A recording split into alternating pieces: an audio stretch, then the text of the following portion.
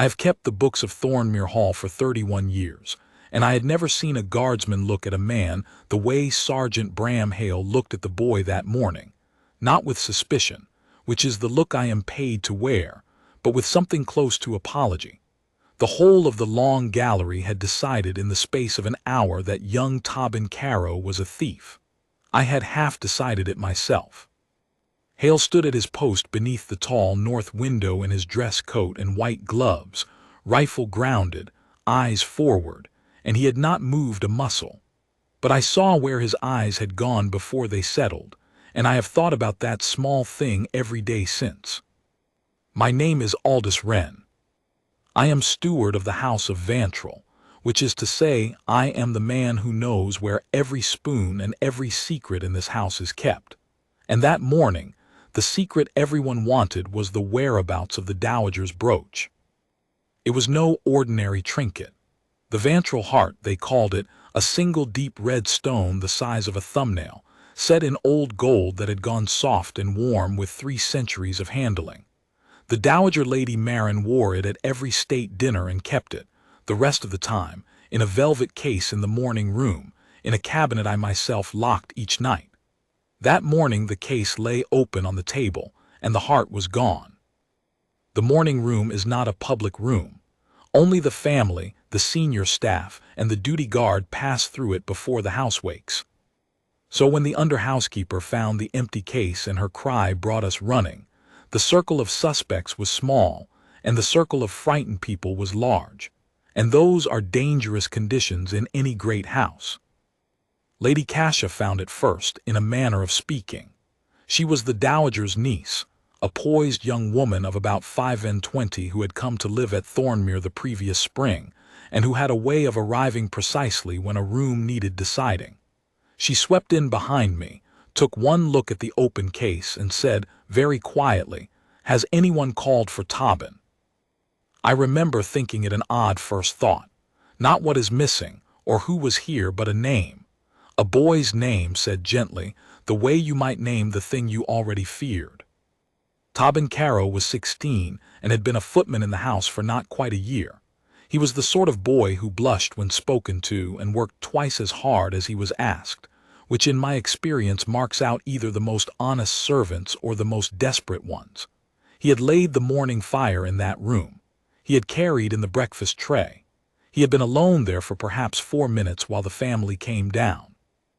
Everyone knew it within the hour, because Lady Cassia made certain everyone knew it, in that soft, sorrowing voice that does more damage than any shout. I don't say he took it, she told the assembled senior staff, pressing a handkerchief to nothing. I only say he was there, and the poor thing has nothing, hasn't he? One can't blame him for being tempted. It is a terrible thing to watch a verdict form. It does not arrive all at once. It gathers the way frost gathers on a window, each breath of suspicion leaving its mark until you cannot see through the glass at all. By mid-morning the housekeeper would not meet Tobin's eye. By noon the other footman had stopped speaking to him.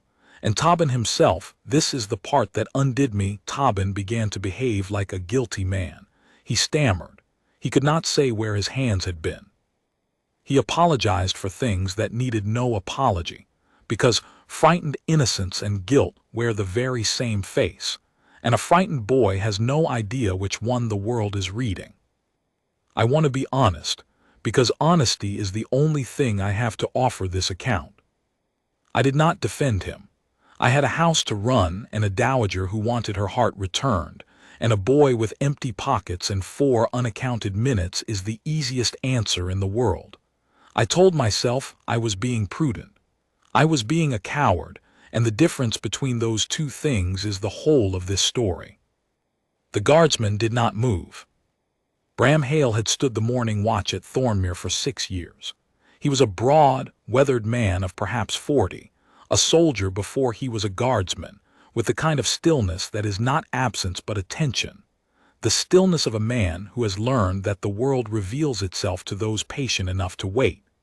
The duty guard stands inside the morning room door from the first light until the family has gone into their day. He sees everyone who comes and goes. He is, by the rules of the house, furniture. He does not speak. He is not addressed. He is simply there, as fixed as the window behind him. So no one asked him anything. That is the part that astonishes me still. A theft from a locked room, a guardsman posted at the only door, and not one of us. Not the housekeeper, not the master of the house, not I, the steward who prides himself on missing nothing, thought to ask the one man who had watched the room all morning what he had seen. We did not ask, because we had stopped seeing him as a man at all. He was furniture, and furniture does not testify. But I had seen his eyes move. It was when Lady Cassia first said the boy's name. I had been watching the case, and then I had glanced at Hale, old habit, checking the post, and in that instant his eyes were not forward. They had gone, for less than a breath, to the long sleeve of Lady Cassia's morning gown, where her right hand was pressed against the fabric. Then they snapped forward again, and the soldier's mask came down, and he was furniture once more. I told myself I had imagined it, a trick of the light through the north window. The mind invents patterns when it is frightened, and I was frightened for the boy, for the house, for my own 31 years of careful accounting that had never once recorded a theft on my watch. By the second afternoon, the master of the house had sent for the magistrate's men. Tobin's small room above the stables had been searched, and a thing had been found there that should not have been. A single soft scrap of red velvet, the exact red of the brooch's case lining, tucked under the boy's mattress. Tobin swore on his dead mother that he had never seen it. No one believed him. I am ashamed to say I wrote in the daybook in my neat steward's hand that the matter appeared resolved. That evening, as I made my last rounds, I passed the morning room. The watch had changed. The night did not require a guard there. But Bram Hale was standing in the dark gallery outside it, off duty, out of his dress coat, in the plain dark clothes a man wears when he is no longer anyone's furniture. He was looking at the morning room door as though it had spoken to him. He turned when he heard me. For a moment we simply regarded one another, the steward who had written the boy guilty, and the guardsman who had said nothing at all. "Mr. Wren," he said. His voice was low and even, the first words I had ever heard him speak. "That scrap of velvet under the boy's bed, were you the one who locked the case away each night?" "I was." "Then you'll know," he said, "that the lining was never cut. I've stood beside that case 6 years. It's whole." He paused. "Someone tore that scrap from somewhere else and put it where it would be found. And I think you saw what I saw this morning, sir, even if you've told yourself you didn't." I did not answer. The dark gallery seemed to hold its breath. And the guardsman, this man we had all agreed was furniture, looked at me with steady eyes and said the thing that would unmake everything I had decided to believe. "The brooch never left this house," he said, "and the boy never touched it." I should have told him it was not his concern. A guardsman's duty is his post, not the running of the household, and the running of the household was mine. But I have learned in 31 years that the rarest thing in any great house is a man who will say a hard truth when the easy lie has already been agreed upon, and Bram Hale had just become the only such man I had met under that roof. "You saw something," I said, "this morning when Lady Cassia spoke." "I see everything that happens in that room, Mr. Wren. That is the whole of my post. The family has stopped noticing that, but it remains true." He folded his arms slowly, the way disciplined men do everything, as if even rest must be earned. "I have stood that watch 6 years. I know the sound of that cabinet door. I know how long the dowager takes to choose her jewels of a morning. I know which floorboard by the table speaks and which is silent. And this morning I will tell you exactly what I saw, and then you may do with it what your conscience allows." I told him to go on. My own voice sounded strange to me. He had come on watch in the gray of first light, he said, as always. The room was empty. He had checked the case as he checked it every morning, a guard's habit, to know the state of the room he holds, and the ventral heart had been there, in its velvet, catching the cold light. Then the household had begun its morning. The boy Tobin came in to lay the fire. He worked at the hearth, his back to the cabinet the whole while, and he did not so much as glance at it. Hale was certain of this, for he had watched the boy's hands as a soldier watches the hands of every man who enters a room. Tobin left to fetch the tray. He returned. He set the breakfast. He left again. And in the 4 minutes the room was empty, I asked. It was not empty, Hale said. Lady Cassia came in. The gallery was very quiet. She came in alone, he went on, while the boy was gone for the tray. She went to the cabinet. She has a key. I have seen her use it. She fetches the dowager's jewels for her on the days her aunt's hands are bad. She opened the case. And then she stood very still for a moment, the way a person stands when they are deciding something, and then she closed her hand and put it into her sleeve, and she left by the garden door before the boy came back. I felt the floor of my certainty give way beneath me. You are telling me that the dowager's own niece. I am telling you what I saw. I make no charge. That is not my place, and a guardsman who accuses a lady of the house had better be more than certain. He had better be able to prove it, or he is finished, and so is anyone fool enough to have stood with him. He looked at me levelly. You wrote the boy guilty in your book this afternoon, sir. I heard the housekeeper say so. Did you see anything that made him guilty? Or did you only see a poor boy with empty pockets and find it the easiest thing to believe? It was not said cruelly. That was what made it unbearable. He had named in 2 sentences the exact shape of my cowardice, and he had named it without heat, the way a man reads a thermometer. Why did you not speak this morning? I demanded, and even as I said it I heard how the question betrayed me, for I knew the answer. Because no one asked, he said. A guard does not break his post to volunteer what he has seen. He holds and he waits, and he speaks when he is asked by a man with the standing to hear it. I have been waiting all day, Mr. Wren, for one person in this house to remember that I have eyes. You are the first to come and stand in front of me and look at me as though I were a man. He let that settle. I had begun to think the boy would hang for it before anyone did. He did not mean hang literally. We do not hang footmen for theft. But he meant the other thing, the truer thing, that a 16-year-old turned out of the only house that had ever taken him in, branded a thief, with no character and no reference, is a boy thrown into the cold to a fate not much kinder. Tobin had nowhere to go. We both knew it. Then why, I said slowly, would Lady Cassia take her own aunt's brooch? She wants for nothing. She lives under this roof. She will inherit a portion of this house. What does a young woman of her position want with a single stone? And here Bram Hale did a thing I have never forgotten. He was silent for a long moment, and then he said, "That is the question, isn't it? A guard's eyes can tell you what was done. They cannot always tell you why. But I have stood in that room every morning for 6 years, Mr. Wren, and a man who watches long enough begins to see the shape of a house even when no one tells him anything. May I tell you what I have seen over the seasons from my post by the window?"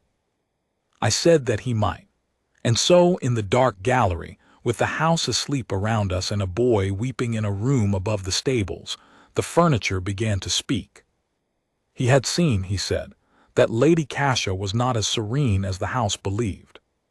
He had seen the men who called on her in the afternoons, not suitors, he thought, but men of business, men with the hard, cheerful faces of people who are owed money, and have come to collect it pleasantly before they collect it otherwise. He had seen letters arrive for her that she burned in the morning-room grate before her aunt came down, and a person who burns letters at first light is a person with something that cannot survive the daylight. He had seen, 3 weeks past, Lady Cassia stand at the cabinet a long time with the case open, not taking anything, only looking, the way a starving man looks at bread through a baker's window. And he had thought, even then, that is a woman measuring a thing against a debt. "You think she is in debt?" I said. "I think," said Hale, "that she is in trouble, and that trouble is the oldest thief in the world. And I think she reached for the nearest cure and trusted that a poor footman would take the blame, because in a house like this the poor are always nearest the blame. She is not wicked, Mr. Wren. She is drowning. But a drowning woman who pulls a boy under to keep herself afloat is still drowning him, and I will not stand at my post and watch it done. The plain force of it stopped my breath. Here was a man with everything to lose, his position, his living, the quiet, honorable life he had built standing still inside a doorway, and he was proposing to set it all against a member of the family he served, on behalf of a stable boy he had no reason to love. "What is it you want of me?" I asked. "Standing," he said simply. "I am furniture, you are the steward. If I speak alone, I am a guardsman who insulted a lady and I am dismissed by nightfall and the boy is ruined anyway. But the steward keeps the keys, the books, the records of every coming and going. The steward can ask questions that a guard cannot. I saw what was done. You can find what proves it. Between the two of us, Mr. Wren, there is the whole truth, but only if you will stand." I did not sleep that night. I sat at my desk with the day book open to the page where I had written the boy guilty in my own neat hand, and I thought about the difference between prudence and cowardice, and about a man who had stood 6 years in a doorway and had not, in all that time, learned to look away. By the gray of first light I had made my decision. I rose, and I dressed, and I went to find out what a steward's keys could open that a guardsman's silence could not. A steward learns early that a great house keeps 2 sets of records, the ones that are written down and the ones that are merely true. The first I could read at my desk. The second I had to walk the corridors to gather, and I had 31 years of being trusted with which to gather them. I began with the morning room. Hale had told me the lining of the case was whole, and so it was. I bent over it in the cold dawn light and found the velvet uncut, perfect, never the source of any torn scrap. Then I went to the linen room, where the household spare fabrics are kept, and there, in a drawer of remnants, I found a roll of red velvet of the precise shade, with a fresh ragged edge where a piece had lately been torn away. Anyone with a key to the linen room could have taken it. The senior staff had keys. Lady Cassia, as a daughter of the house, had keys to nearly everything. That alone proved nothing, only that the scrap under Tobin's mattress had not come from the case, which meant it had been planted to seem as if it had. But planted by whom? A torn remnant does not name its hand. So I turned to the second kind of record. I am not proud of all the means a steward must use, but I will set them down plainly. I spoke with the boy at the lodge gate, who logs every carriage that comes and goes, and learned that a closed coach had called at the garden entrance 3 times that month, each time at the hour the family rests, each time for the same gentleman, a Mr. Sloane, who left no card and gave no business.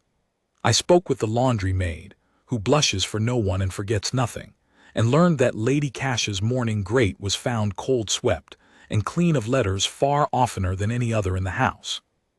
And I went last to the household accounts that passed through my own hands, and I found there a thing that turned my stomach.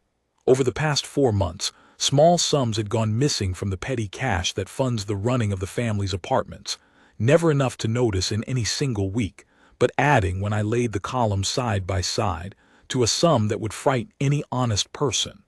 The drawer those sums were kept in had 2 keys. One was mine, the other hung in the family wing. I was assembling, piece by careful piece, the portrait of a woman in deep water debts, a creditor calling in secret, letters burned, small thefts grown bolder, and at last the reach for the one thing in the house worth enough to make the trouble vanish. And a footman conveniently placed to carry the blame. But assembling a portrait is not the same as proving a crime, and I was not the only one in the house who could read the wind. On the 3rd morning, the master of the house called me to his study. Lady Cassia was already there, seated, composed, a study in wounded patience. The master told me kindly that he understood the steward took a fatherly interest in the staff, but that the matter of the footman was settled, the magistrate's men were satisfied, and the boy would be turned out at week's end. He hoped I would not distress the household by raising it further. Lady Cassia looked at me with her soft, sorrowing eyes and said how dreadful it all was, and how she only hoped poor Tobin would find his feet somewhere kinder. She knew. I am certain of it now, and I half suspected it then. She had heard that the steward was asking questions at the lodge and in the linen room, and she had moved gently, smilingly, to close the matter before the questions could ripen. She did not accuse me of anything. She did not need to. She simply tightened the circle, the way she had tightened it around the boy, and I understood that if I pushed further I would not merely fail to save Tobin. I would mark myself, and the guardsmen with me, as troublemakers in a house that had already chosen its comfortable answer. I went out into the corridor with my heart pounding and my courage failing, and there at his post beneath the north window stood Bram Hale, immaculate, eyes forward, rifle grounded, furniture once more. The family had passed him on the way to the study and not seen him. He did not turn his head as I approached. He did not need to. "They mean to turn him out Friday," I murmured, pretending to inspect a sconce. "The master considers it closed, and the lady knows I have been asking." "Then she will move the brooch," Hale said, barely moving his lips, his eyes never leaving the middle distance. "If she has not already. A thing that does not exist cannot be proven taken. Mr. Wren, where would a frightened woman hide a stone she dare not be caught with, but dare not let out of her keeping?" I confessed I did not know. "She keeps it close," he said. "She has no one to trust. A creditor who is paid in a stolen jewel becomes the man who knows you stole it. That is no escape, that is a new chain. No, she is waiting for the boy to be gone and the house to forget so she can quietly sell it far from here, through that gentleman in the closed coach when no one is watching her any longer." His voice dropped lower still. "Which means it is in this house now, on her or near her, and it means we have until Friday." "We have nothing that would stand," I said. "I have a torn remnant and a column of small sums and a coach with no name. I have a portrait. I do not have the brooch, and without the brooch she is an aggrieved lady, and we are two servants who have slandered her." For a long moment Hale was silent, and I thought I had spoken the death of our small rebellion. Then he said a thing that has stayed with me as long as anything any man ever said to me. "A guard cannot make a man confess," he said, "but he can make sure the man has nowhere left to put his lie. We will not catch her, Mr. Wren. We will leave her only one door and let her choose to walk through it. That is the difference between a trap and the truth. A trap takes a person. The truth leaves them no honest place to stand but the open one." I asked him what he meant. And there, in the cold of the corridor, with the family at their breakfast and a boy counting his last days under the roof, the steward and the furniture made their plan. It was not a clever plan. Cleverness, Hale said, was for men who did not trust the truth to do its own work. It was, instead, a simple one, and it turned on the single fact that we had and Lady Cassia did not know we had. That a guardsman had watched her open the case and close her hand around the ventral heart, and could say so, under oath, before the whole household, with the steward standing at his shoulder to swear that the case was never cut and the boy never near it. We would not whisper our knowledge in corners, where it could be denied and we dismissed. We would bring it into the open, into the one room where the family could not pretend not to see, and where a guardsman, for once in 6 years, would be asked to speak. The Dowager Lady Marin held a small supper that Thursday, the eve of Tobin's dismissal, for the family and the senior household, a custom of the house, the week before any servant left. It was meant as a kindness. It would become something else. And the instrument of it, Hale and I agreed, would be the Dowager herself, who loved that brooch as she loved little else, and who had not yet been told the whole truth of how it vanished, only the comfortable version, the boy's version, the lie everyone preferred. The old woman, you see, was the one person in that house whom Lady Cassia could not silence with a soft word and a handkerchief. And the Dowager had a guardsman she had passed at her door every morning for 6 years, and never once truly seen. It was time, Bram Hale said, that she saw him. I will tell you how I reached the Dowager, because it was the hardest thing I did in the whole affair, and it required me to gamble 31 years of standing on a single conversation. I asked for a private audience that Thursday afternoon, and the old lady received me in her sitting room, small and straight-backed in her chair, the empty place at her throat where the heart should have hung. I did not begin with accusations. A steward who accuses a member of the family to its matriarch is a steward without a position. Instead, I asked her a question. I asked whether, in all the inquiry into the brooch, anyone had thought to ask the mourning guard what he had seen. She looked at me as though I had asked whether anyone had questioned the window. "The guard," she said. "Wren, he is a fixture, he stands. What would he—" And then she stopped, for she was a sharp old woman beneath the grandeur, and I watched the question reach her properly for the first time. "He was in the room," she said slowly. "He is in the room every morning. He was there." "He was there, my lady," I said.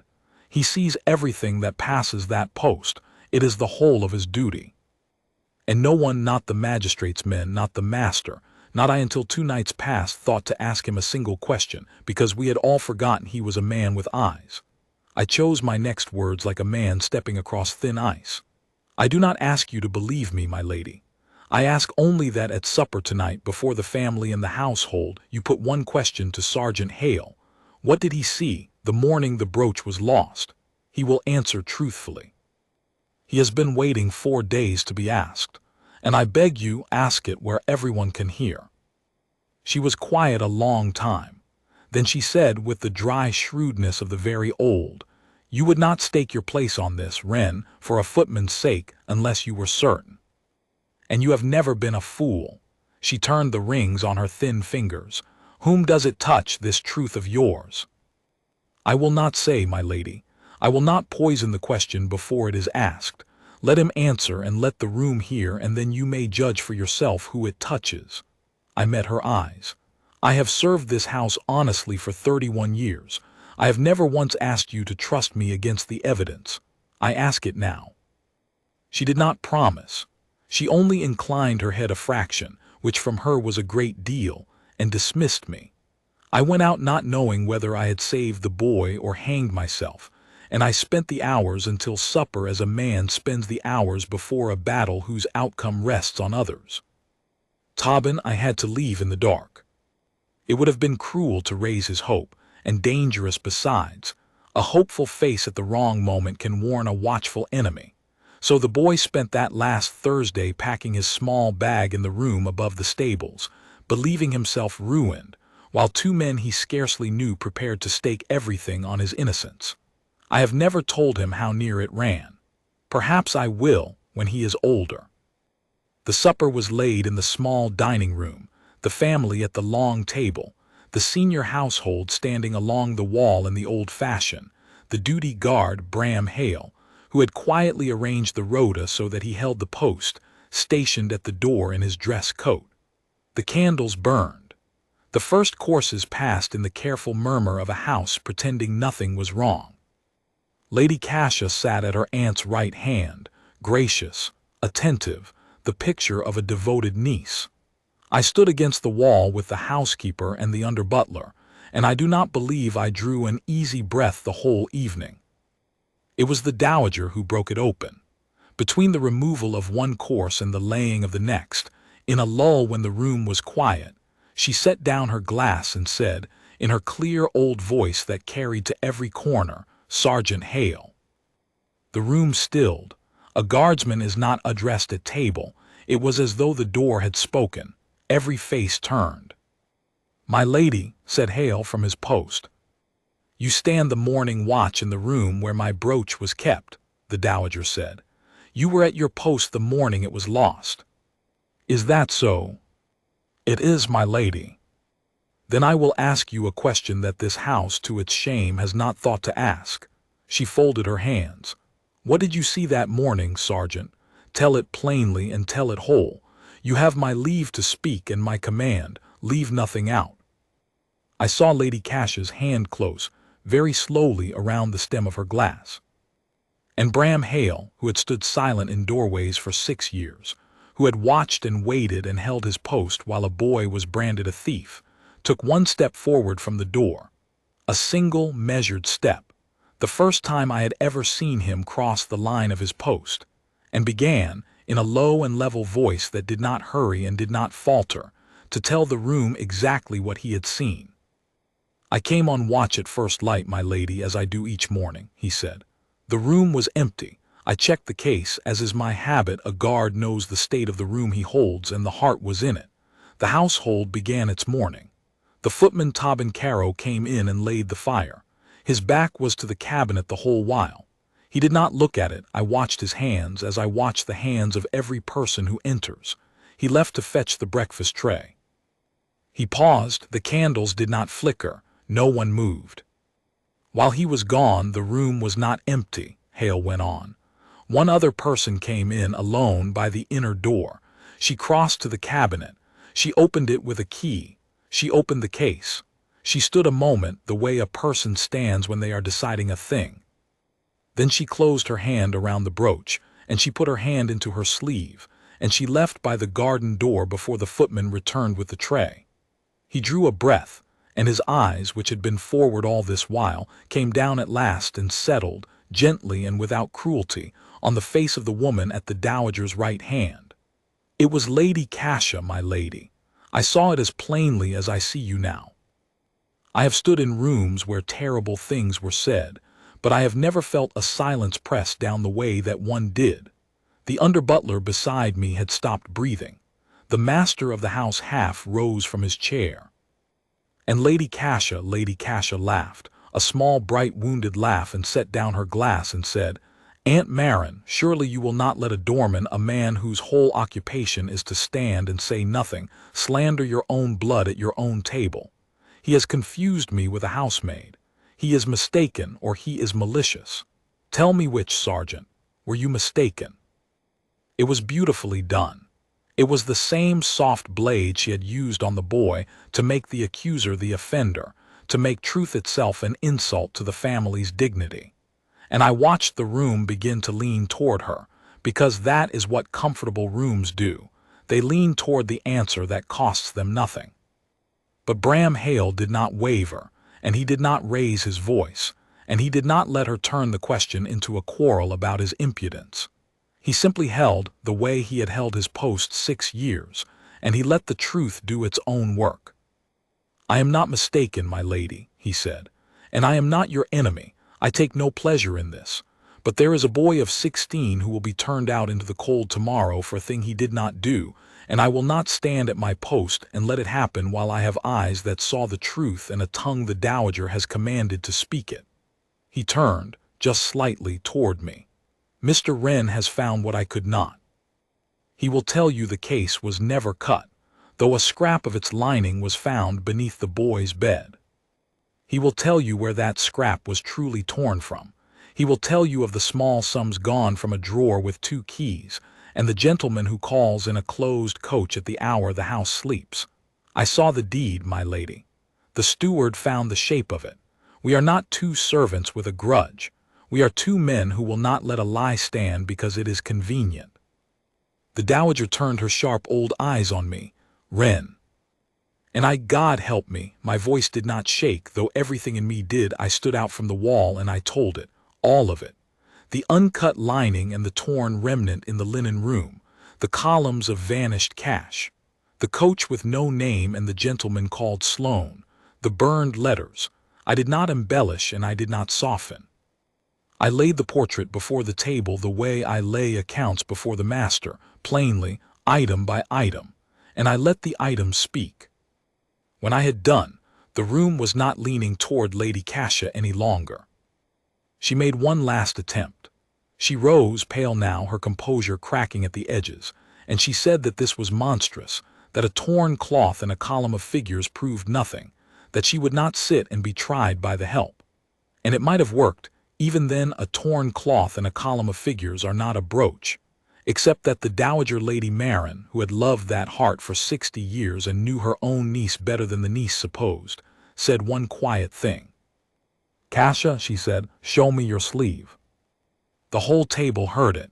Hale had said the brooch went into her sleeve.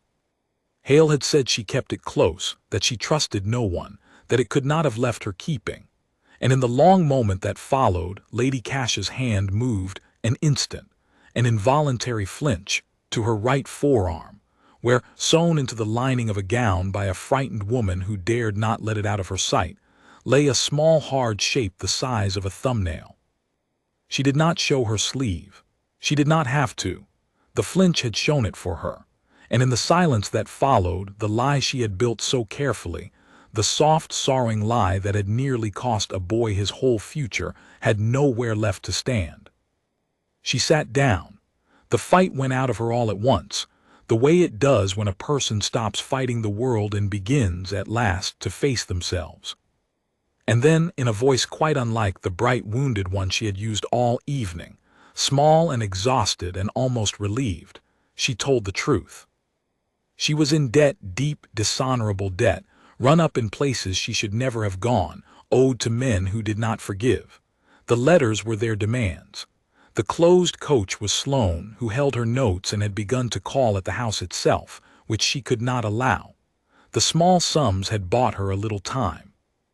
And when the time ran out, she had looked at her aunt's brooch, worth more than all her debts together, and she had told herself a story, that the boy was poor, that the boy would be suspected anyway, that one stable footman's ruin was a small price for a daughter of the house to keep her place. She had torn the scrap and hidden it under his mattress herself. She had said his name first, gently, so that the suspicion would seem to come from everyone and no one. I told myself he would land somewhere, she said, staring at the candle. I told myself it was not so very wicked. One always tells oneself that, I find, right up until someone looks at you and says it plainly. She raised her eyes to Bram Hale, who stood unmoved by the door. You could have spoken the first morning. Why did you wait? No one asked me, my lady, he said, and a guard does not break his post to be believed. He holds. He waits for someone with the standing to ask. I only feared no one ever would. The rest I can tell quickly, for the heart of it was over the moment the truth was spoken aloud. The brooch was given up, cut, that very night from the lining of the gown, the ventral heart returning to its case none the worse for its strange journey. The matter was kept within the family, as such matters are. The magistrate's men were told the brooch had been found mislaid, which in a manner of speaking it had. Lady Cassia was sent away quietly to a distant relation, where she might pay her debts under stricter eyes and learn, the dowager said grimly, the price of comfortable stories. The gentleman in the closed coach did not call again. And Tobin Caro was not turned out on Friday. He was brought before the dowager instead, this boy who had spent his last days believing himself ruined, and the old woman told him plainly what had happened, that a guardsman and a steward had not let a lie stand, and that the house of Vantral owed him not merely his place but its apology, which she gave him with all the grace of her 60 years. The boy wept. He was 16. He had earned the right.